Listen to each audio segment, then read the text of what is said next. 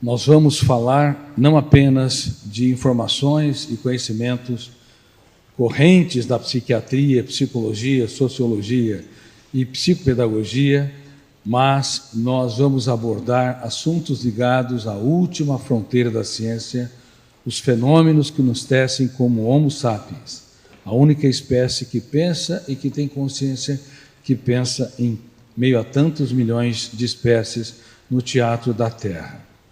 Vocês nunca ficaram impressionados que, às vezes, nós pensamos coisas que até Deus duvida? Quem é que pensa coisas estranhas que não sabe de onde veio e por que veio? Levante as mãos. Vocês são normais.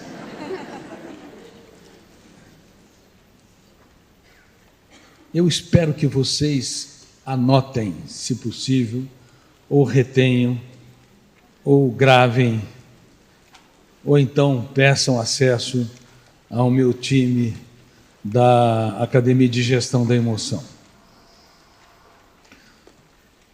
Vocês querem, nesta manhã, ser meus espectadores ou meus alunos?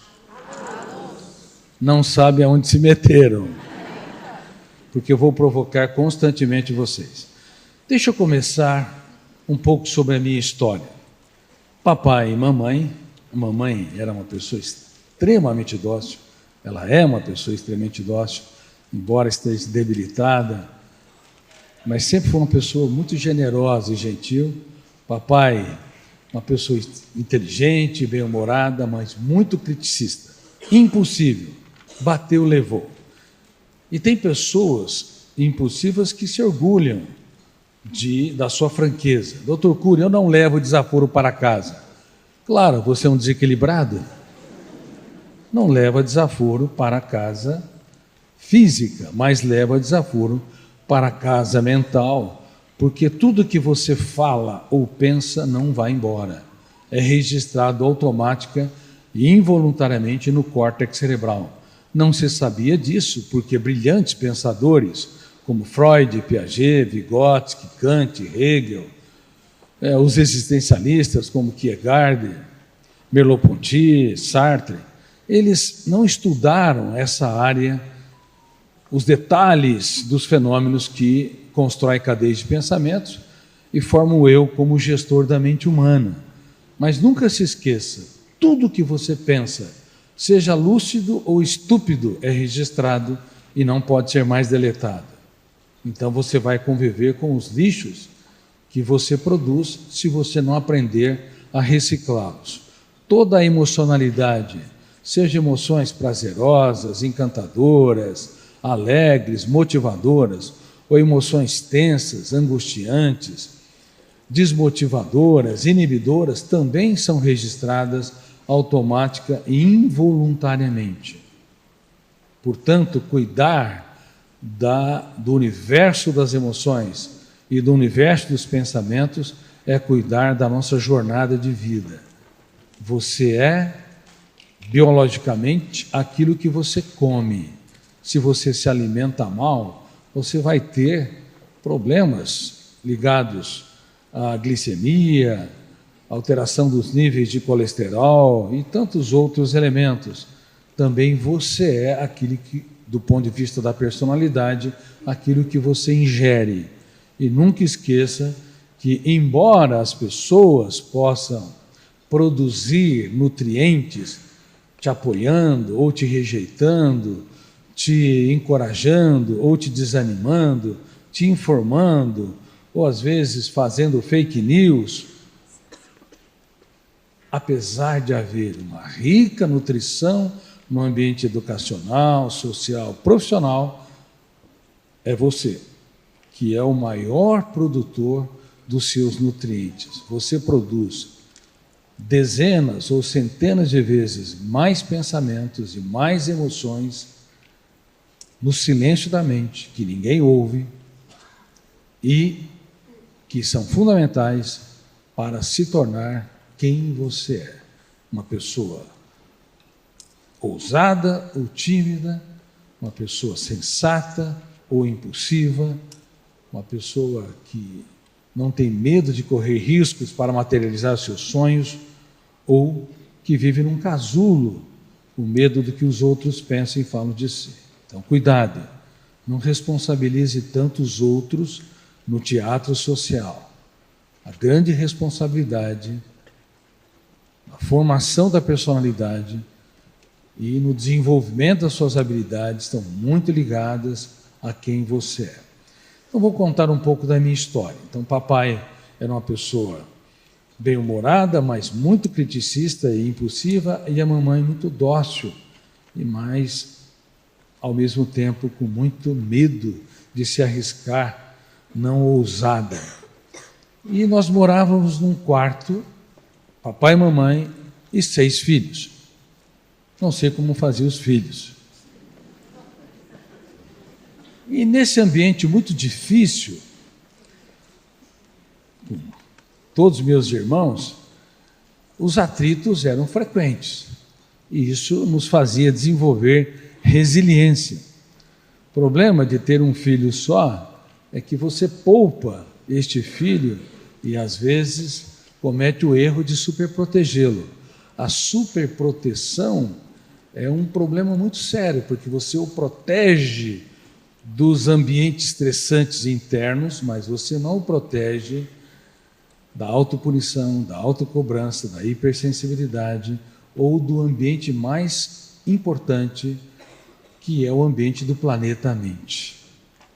E aí, certas habilidades podem não ser desenvolvidas adequadamente. Entre elas, a resiliência ou a capacidade de trabalhar perdas e frustrações. Mas não necessariamente um filho único não vai desenvolver essa habilidade se os pais aprenderem as ferramentas de gestão da emoção. Eu tinha uma irmã, a Cláudia, que ela, na época, com 3 a 4 anos, perdia o fôlego. E nós tínhamos o conceito de que alguém começa a chorar muito, e aí fica roxinha, e vai perdendo a voz, ela vai morrer. E eu saía correndo, era 4 anos mais velho que ela, gritando para os vizinhos tentar socorrê-la. E hoje nós sabemos que ninguém perde o fôlego. No máximo que pode acontecer é uma situação de vertigem, e a pessoa daqui a pouco volta a respirar, porque a respiração não depende da vontade consciente. Você controla a frequência, mas você não controla o ato de respirar. É a mesma coisa com o pensamento. Você pode controlar a frequência dos pensamentos e a qualidade, mas você nunca vai controlar se quer pensar ou não. Esse é um outro conhecimento importante dentro do âmbito da gestão da emoção, que estuda os fenômenos que estão nos bastidores da mente humana. Por isso, você usar mindfulness, atenção total, ou relaxamento, técnicas de meditação, tudo isso pode ser útil se você fizer de maneira inteligente, mas nunca espere interromper a construção de pensamentos, porque até a tentativa de interrupção já é um pensamento. Pensar, guardem isso por toda a sua história, não é uma opção do Homo sapiens. Pensar é uma inevitabilidade. Se o eu, que representa a capacidade de escolha, a consciência crítica, a autodeterminação, não pensar no sentido lógico e diretivo, como eu estou fazendo aqui, como vocês fazem quando dialogam com os outros, quando escrevem, quando debatem. Se o eu não atuar diretivamente, como executivo da mente humana, como piloto da aeronave mental, haverão copilotos, existirão fenômenos inconscientes que lerão a memória e produzirão cadeias de pensamentos, imagens, fantasias e emoções continuamente. O que indica que você é uma usina de construção da emocionalidade e da intelectualidade. Portanto, se você se acha complicado, quando não tem problema, você os cria, você é normal. Porque você vai criar lixos na sua mente, assim como toda pessoa que está numa casa ou apartamento e que minimamente cozinha ou minimamente fica, vai se produzir lixo no banheiro ou na cozinha. A casa mental também, muitas vezes nós produzimos mais lixos, e lixos enormes, e que nunca são reciclados, e que nunca são trabalhados.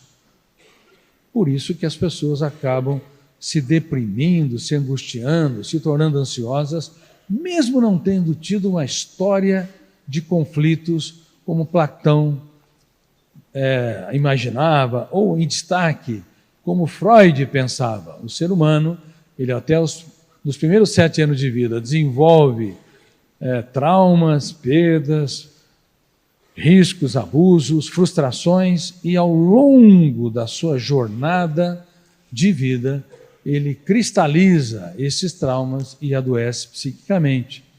Freud acreditava nessa tese, que é interessante e inteligente, mas completamente insuficiente. Mesmo uma criança e um adolescente que foram poupados de estresses, perdas, dramas, traumas, pode, na vida adulta, desenvolver adoecimento psíquico se o seu eu não reciclar o seu lixo mental, se o seu eu não aprender a filtrar estímulos estressantes, não aprender a proteger sua mente quando alguém o contraria, quando alguém o critica, ou queira cancelar, ou ter uma opinião drástica, caluniosa sobre si, ou quando ocorre uma separação, um fracasso ou um vexame diante de uma plateia ou uma exclusão num trabalho de equipe. Então, nunca se esqueça que não é a história apenas da infância e adolescência que vai definir se um ser humano é saudável emocionalmente, tem uma felicidade sustentável. Vai depender muito mais do seu eu em atuar neste caldeirão de eventos que ocorrem em toda a nossa história. Você pode conviver com milhares de animais e talvez nunca será frustrado, decepcionado, mas se conviver com um ser humano, cedo ou tarde você vai ser frustrado.